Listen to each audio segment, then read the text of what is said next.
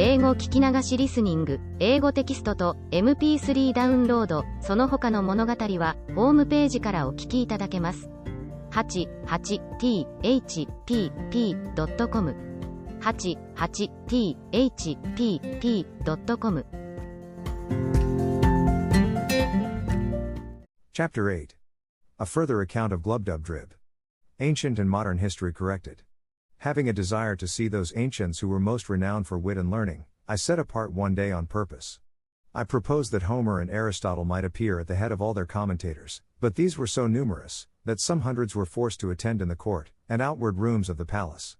I knew, and could distinguish those two heroes, at first sight, not only from the crowd, but from each other. Homer was the taller and comelier person of the two, walked very erect for one of his age, and his eyes were the most quick and piercing I ever beheld. Aristotle stooped much, and made use of a staff.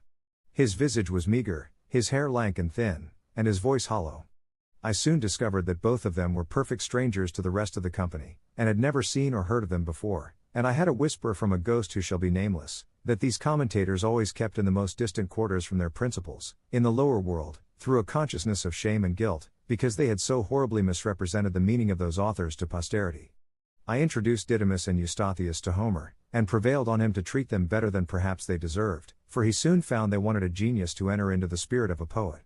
But Aristotle was out of all patience with the account I gave him of Scotus and Ramus, as I presented them to him, and he asked them, whether the rest of the tribe were as great dunces as themselves? I then desired the governor to call up Descartes and Gassendi, with whom I prevailed to explain their systems to Aristotle. This great philosopher freely acknowledged his own mistakes in natural philosophy, because he proceeded in many things upon conjecture, as all men must do, and he found that Gassendi, who had made the doctrine of Epicurus as palatable as he could, and the vortices of Descartes, were equally to be exploded. He predicted the same fate to attraction, whereof the present learned are such zealous assertors. He said, that new systems of nature were but new fashions, which would vary in every age, and even those, who pretend to demonstrate them from mathematical principles, would flourish but a short period of time, and be out of vogue when that was determined. I spent 5 days in conversing with many others of the ancient learned. I saw most of the first Roman emperors. I prevailed on the governor to call up Heliogabalus's cooks to dress us a dinner, but they could not show us much of their skill, for want of materials. A helot of Agesilaus made us a dish of Spartan broth, but I was not able to get down a second spoonful.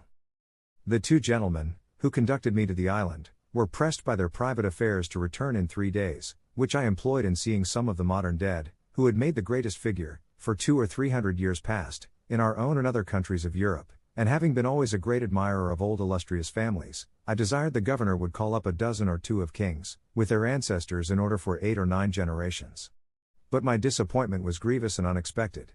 For, instead of a long train with royal diadems, I saw in one family 2 fiddlers, 3 spruce courtiers, and an Italian prelate. In another, a barber, an abbot, and 2 cardinals. I have too great a veneration for crowned heads, to dwell any longer on so nice a subject. But as to counts, marquises, dukes, earls, and the like, I was not so scrupulous. And I confess, it was not without some pleasure, that I found myself able to trace the particular features, by which certain families are distinguished, up to their originals. I could plainly discover whence one family derives a long chin, why a second has abounded with knaves for 2 generations, and fools for 2 more, why a third happened to be crack-brained, and a fourth to be sharpers, whence it came, what Polydore Virgil says of a certain great house, nec vir fortis, nec femina casta, how cruelty, falsehood, and cowardice, grew to be characteristics by which certain families are distinguished as much as by their coats of arms, who first brought the pox into a noble house, which has lineally descended scrofulous tumors to their posterity. Neither could I wonder at all this, when I saw such an interruption of lineages, by pages, lackeys, valets, coachmen, gamesters, fiddlers, players, captains, and pickpockets. I was chiefly disgusted with modern history. For having strictly examined all the persons of greatest name in the courts of princes, for 100 years past, I found how the world had been misled by prostitute writers, to ascribe the greatest exploits in war, to cowards, the wisest counsel, to fools, sincerity, to flatterers, Roman virtue, to betrayers of their country, piety, to atheists, chastity, to sodomites, truth, to informers. How many innocent and excellent persons had been condemned to death or banishment by the practicing of great ministers upon the corruption of judges, and the malice of factions? How many villains had been exalted to the highest places of trust, power, dignity, and profit, how great a share in the motions and events of courts, councils, and senates might be challenged by bawds, whores, pimps, parasites, and buffoons.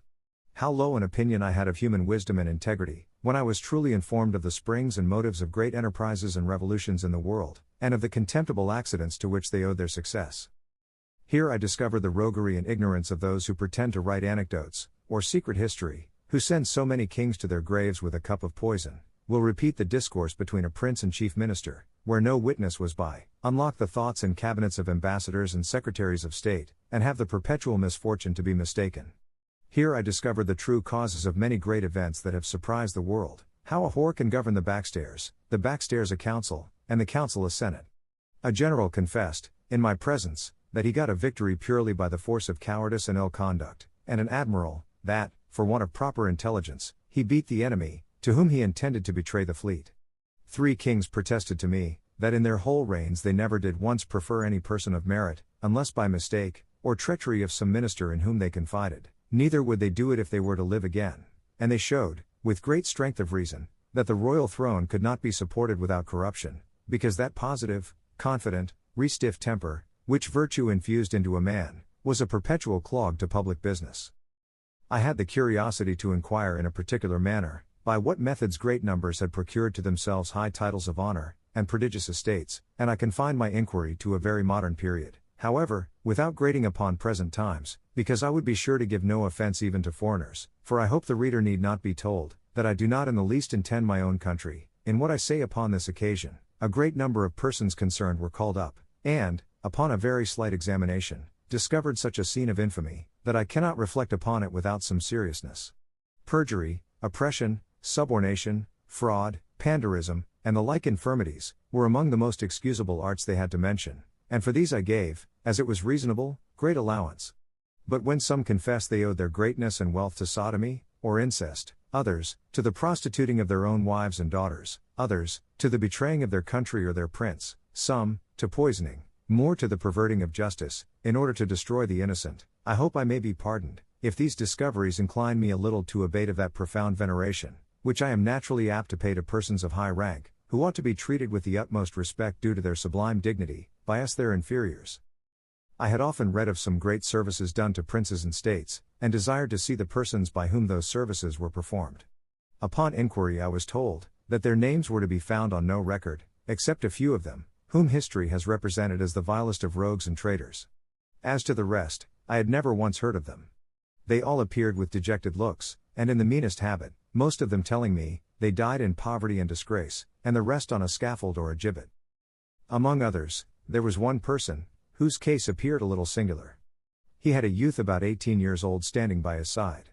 He told me, he had for many years been commander of a ship, and in the sea fight at Actium had the good fortune to break through the enemy's great line of battle, sink 3 of their capital ships, and take a 4th, which was the sole cause of Antony's flight, and of the victory that ensued, that the youth standing by him, his only son, was killed in the action. He added, that upon the confidence of some merit, the war being at an end, he went to Rome, and solicited at the court of Augustus to be preferred to a greater ship, whose commander had been killed, but, without any regard to his pretensions, it was given to a boy who had never seen the sea, the son of Libertina, who waited on one of the emperor's mistresses. Returning back to his own vessel, he was charged with neglect of duty, and the ship given to a favorite page of Publicola, the vice-admiral, whereupon he retired to a poor farm at a great distance from Rome, and there ended his life. I was so curious to know the truth of this story, that I desired Agrippa might be called, who was admiral in that fight. He appeared, and confirmed the whole account, but with much more advantage to the captain, whose modesty had extenuated or concealed a great part of his merit. I was surprised to find corruption grown so high and so quick in that empire, by the force of luxury so lately introduced, which made me less wonder at many parallel cases in other countries, where vices of all kinds have reigned so much longer, and where the whole praise, as well as pillage, has been engrossed by the chief commander, who perhaps had the least title to either.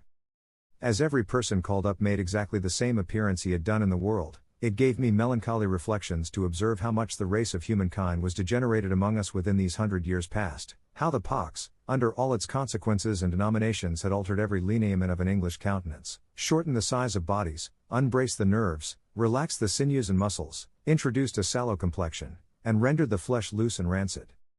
I descended so low, as to desire some English yeoman of the old stamp might be summoned to appear, once so famous for the simplicity of their manners, diet, and dress, for justice in their dealings, for their true spirit of liberty, for their valor, and love of their country.